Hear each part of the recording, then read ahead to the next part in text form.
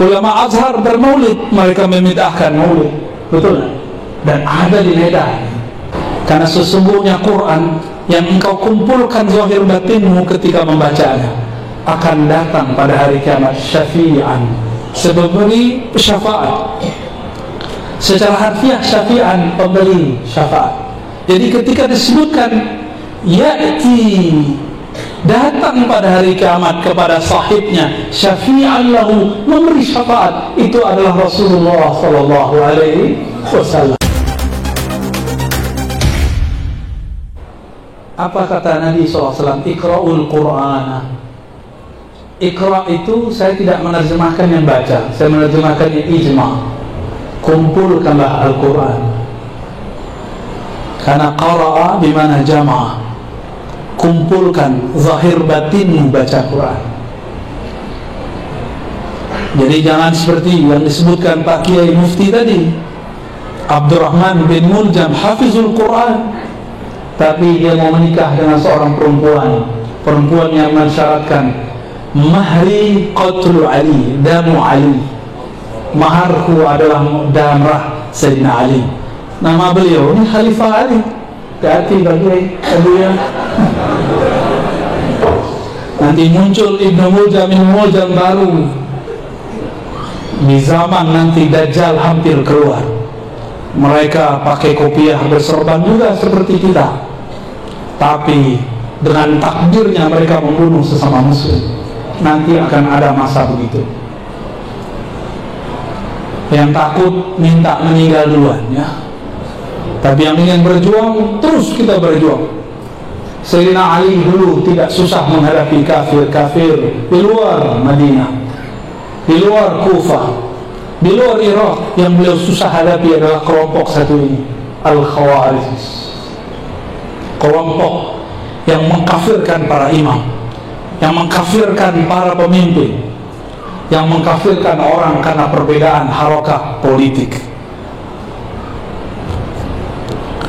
Dan ini sudah mulai di tanah Arab, sudah terjadi. Di Suriah sudah terjadi, di Irak sudah terjadi, di Mesir hampir pecah, hampir tumbang. Untung masih ada Jami'atul Azhar, masih ada Jami'ul Azhar. Sebenarnya yang ajib itu adalah Jami' Al-Azhar, karena banyak lulusan Jami'atul Azhar tapi akidahnya berbeda, yukhaliful Azhar. Ulama Azhar bermaulid, mereka memidahkan maulid, betul? Dan ada di Medan, ada di Medan ya. Heran kita, oh berarti dia bukan Jami'ul Azhar.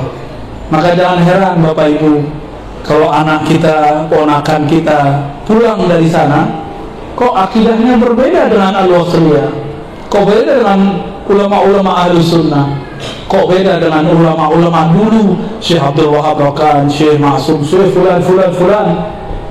Kenapa?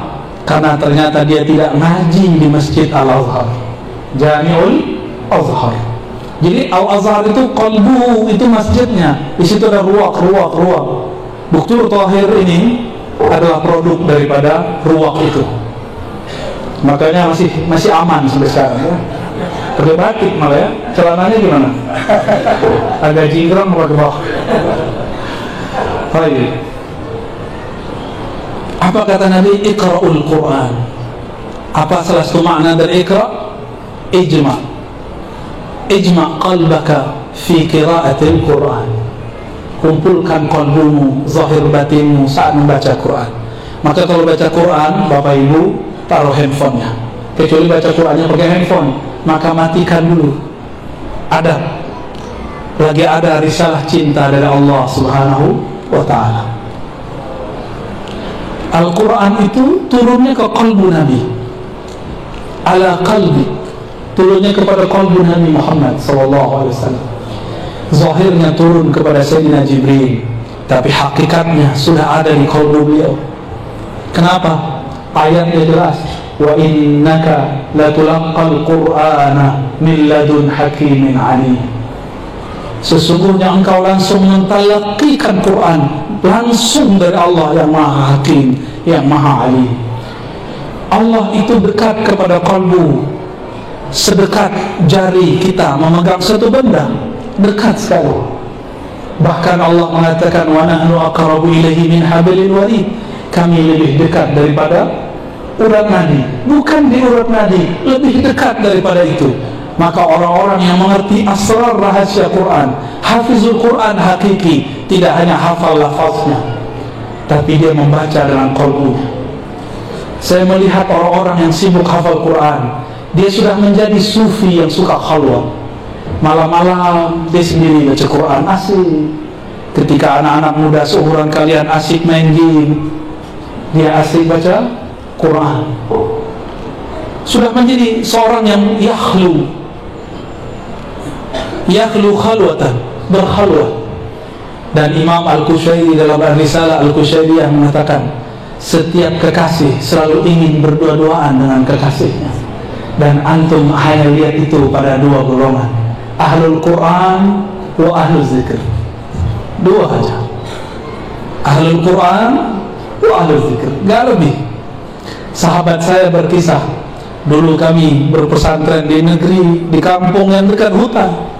Saya tidak mampu hafal Quran jika ada keberisikan, kata beliau. Maka saya masuk ke hutan. Kata orang banyak ular, banyak binatang berbisa. Tapi ketika aku mulai Fatihah, a'udzubillahi minasyaitonirrajim, aku serahkan jiwaku, badanku, pikiranku, semuanya kepada Allah Subhanahu wa ta'ala. Maka di saat itu dia seakan-akan tidak dengar apa saja. Yang dia dengar cuma suara dia baca Al-Quran. Dia tidak dengar kecuali Al-Quran. Itulah ahlul Quran. Ini yang disebut sahib. Sahib itu kemana-mana berdua. Kalau di kampung saya disebut konco, pelangking. Ada nggak di sini? Konco, temenan. Seperti aspal itu lengket, pelangking kata mereka. Itu sahib. Sahib itu di mana ada dia, ada dia. Kemanapun dia pergi, dia membaca Quran. Seorang ulama tabi'in, Sufyan Ats-Tsauri, kalau dia berkendara maka dia baca Quran, jika dia berhenti maka dia sholat. Maka dia khatam Quran seringnya di atas kendaraannya. Saya punya kakak kelas sama, dia sering khatam Quran di atas motornya. Kalau turun dia langsung tasbih, dia langsung sholat. Tapi tidak pernah gabung dengan komunitas ahlul Quran. Dan tidak ada yang tahu kalau dia ahlul Quran kecuali orang-orang dekat dengan beliau. Lagi naik motor kita lihat teman kami. Jika ada orang nyalip dia tidak marah, silakan. Karena dalam Al-Quran dikatakan fasbir, bersabarlah, sabar yang bagus. Dalam terusan hadisnya, fa innahu ya'ti yaumal qiyamati syafi'an li sahibihi. Barangkali lafaz ini yang mengeluarkan judul ini. Karena sesungguhnya Quran yang engkau kumpulkan zahir batinmu ketika membacanya akan datang pada hari kiamat syafi'an, sebagai syafaat. Secara harfiah syafi'an, pemberi syafaat. Tapi secara lughatan, syafi'an berarti yang menggandakan bantuan.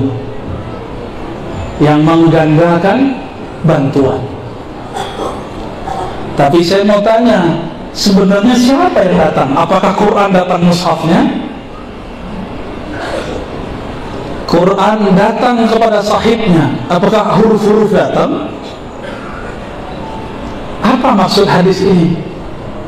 Itulah jawaban Sayyidatuna Aisyah ketika Sayyidatuna Aisyah radhiyallahu taala anha ditanya, bagaimanakah akhlak baginda Rasulullah sallallahu alaihi wasallam? Apa kata beliau? Khuluquhul Quran. Apa kata Sayyidatuna Aisyah? Khuluquhul Quran. Khuluq, apa itu khuluq? Apa beda khuluq dengan khalq? Al-Imam As-Surawardi mengatakan dalam kitab Awarif, khuluq itu nilai pada khalq. Kalau khalq itu fisik, tidak bisa dirubah kecuali di Korea Selatan, operasi plastik. Jadi khuluq itu adalah qimah, nilai yang ada pada khalq, nilai yang ada pada bentuk tubuh. Mau nggak Abu ya duduk bersama orang yang gagah tapi mulutnya kasar? Sabar nggak? Nyaman nggak? Nggak nyaman. Kita duduk, orangnya pakai baju kaos, tatoan, antingan, tapi kalau ngomong lembut, kita mikir, wah, tampang garang, kolbu lembut. Kita nyaman ngobrol. Disitulah ceritanya. Kenapa ada satu kiai, biasanya punya teman preman. Karena si preman ini ternyata punya sisi kelembutan. Ya, jadi nanti kalau ada yang ngaji pakai tatoan, terima aja. Ya, terima aja semua. Mau dia antingan, mau tatoan, terima. Karena Allah pandang kalbunya. Ya, lama-lama itu insya Allah berubah. Ya. Jika Rasulullah akhlaknya Quran, nilainya Quran, berarti beliau siapa? Fahuwa haqiqatul Quran. Rasulullah hakikatnya Al-Quran. Jadi ketika disebutkan ya'ti, datang pada hari kiamat kepada sahibnya, syafi'an lahu, memberi syafaat, itu adalah Rasulullah sallallahu alaihi wasallam. Jadi yang datang itu nanti Rasulullah. Jangan pisahkan Al-Quran dari Rasulullah sallallahu alaihi wasallam.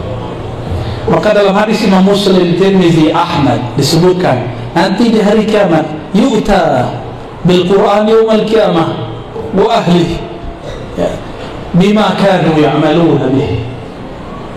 Nanti datangkan Quran pada hari kiamat dan ahlinya. Ahlinya berarti keluarga. Maka disebut keluarga. Keluarga harus ada nasabnya. Maka nasabuna fil Quran isnaduna ila masyayikhina. Sanad Quran kita itulah nasab kita. Maka tidak ada ulama berani buka tahfiz kecuali dia punya sanad Al-Quran. Ya, beliau-beliau ini punya sanad Al-Quran semua. Ambillah kepada mereka, ya.